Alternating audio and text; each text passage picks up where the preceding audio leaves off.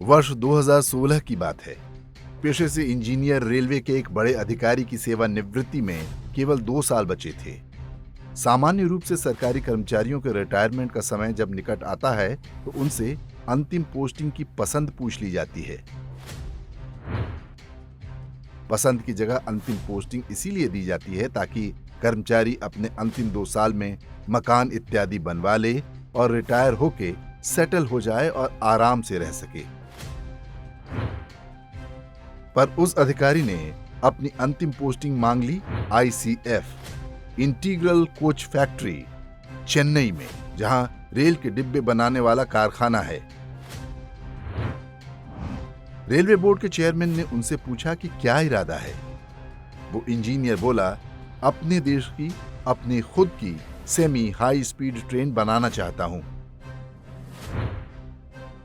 ये वो समय था जब देश में 180 किलोमीटर प्रति घंटा दौड़ने वाले स्पेनिश टैल्गो कंपनी के रेल डिब्बों का ट्रायल चल रहा था। ट्रायल सफल था, पर वो कंपनी 10 डिब्बों के लगभग 250 करोड़ रुपए मांग रही थी और तकनीक स्थानांतरण का करार भी नहीं कर रही थी। ऐसे में उस इंजीनियर ने यह संकल्प लिया कि वो अपने ही देश में स्वदेशी तकनीक से टैल्गो से अच्छे ट्रेन बना लेगा, आधे से भी कम दाम में। चेयरमैन रेलवे बोर्ड ने पूछा, are you sure we can do it? उस इंजीनियर ने दृढ़ता से कहा, यस सर। चेयरमैन ने पूछा, कितना पैसा चाहिए R&D के लिए? इंजीनियर ने कहा, सिर्फ 100 करोड़ रुपए सर। रेलवे ने उनको ICF में पोस्टिंग और 100 करोड़ रुपए दे दिए। उस अधिकारी ने आनन फानन में रेलवे इंजीनियर्स की एक टीम खड़ी की और सभी काम में जुट गए। 2 साल के अथक परिश्रम से जो नायाब प्रोडक्ट तैयार हुआ, उसे हम ट्रेन 18 या वंदे भारत के नाम से जानते हैं। और जानते हैं 16 डिब्बे की इस ट्रेन की लागत कितनी आई? सिर्फ 97 करोड़, जबकि टैल्गो सिर्फ 10 डिब्बों के 250 करोड़ मांग रही थी। ट्रेन 18 भारतीय रेल के गौरवशाली इतिहास का सबसे नायाब हीरा है। इसकी विशेषता यह है कि इसे खींचने के लिए किसी इंजन की आवश्यकता नहीं पड़ती, क्योंकि इसका हर डिब्बा खुद में सेल्फ प्रोपेल्ड है, क्योंकि हर डिब्बे में मोटर लगी है। 2 साल में तैयार हुए पहले रैक को वंदे भारत ट्रेन के नाम से वाराणसी और नई दिल्ली के बीच चलाया गया। रेलवे कर्मचारियों की उस टीम को इस शानदार उपलब्धि के लिए क्या इनाम मिलना चाहिए था? उस अधिकारी को पद्म सम्मान, पद्मश्री, पद्म भूषण या पद्म विभूषण। 15 फरवरी 2019 को जब प्रधानमंत्री नरेंद्र मोदी ने ट्रेन 18 के पहले रैक को वाराणसी के लिए हरी झंडी दिखा के रवाना किया, तो उस भव्य कार्यक्रम में इसे बनाने वालों को बुलाया ही नहीं जा सका, क्योंकि पूरी टीम के ऊपर विजिलेंस की जांच चल रही थी।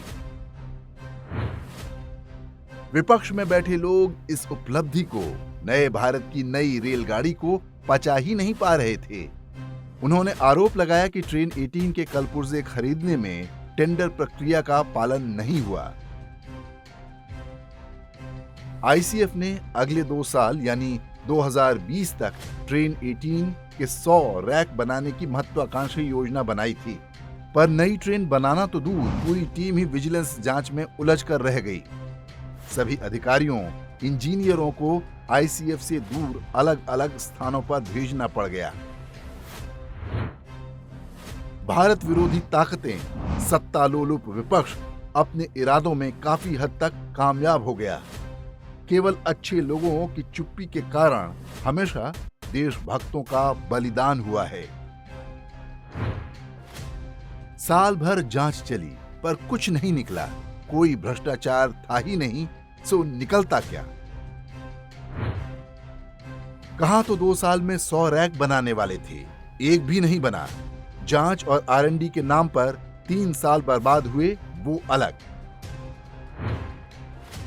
अंततः वर्ष 2022 में उसी इंटीग्रल कोच फैक्ट्री ने उसी तकनीक से 4 रैक और बनाए, जिन्हें अब अलग अलग रूटों पर चलाया जा रहा है। उन होनहार इंजीनियर का नाम था सुधांशु मणि। वर्ष 2018 में वे रिटायर हो गए।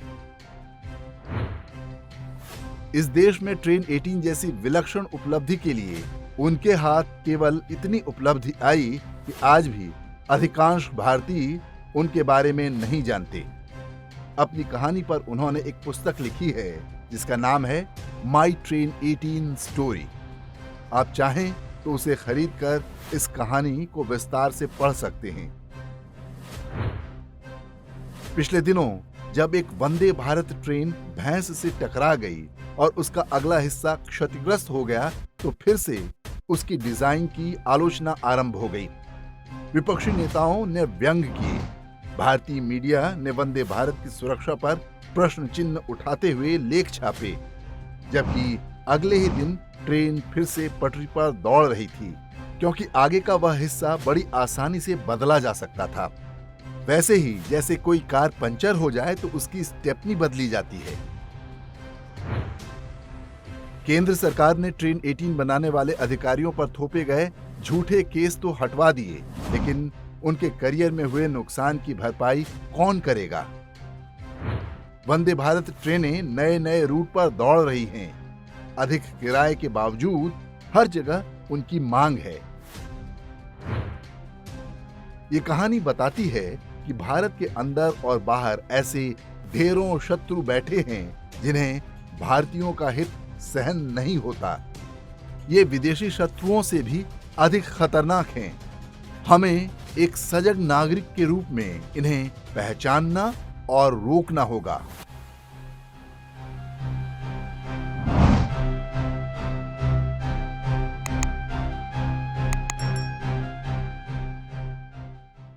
इंडेक्स ऑनलाइन के वीडियो समाज को समर्पित हैं।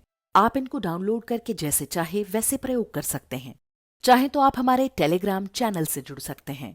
वहां सारे नए पुराने वीडियो आपको मिल जाएंगे। हमारे सोशल मीडिया लिंक हर वीडियो के डिस्क्रिप्शन में होते हैं।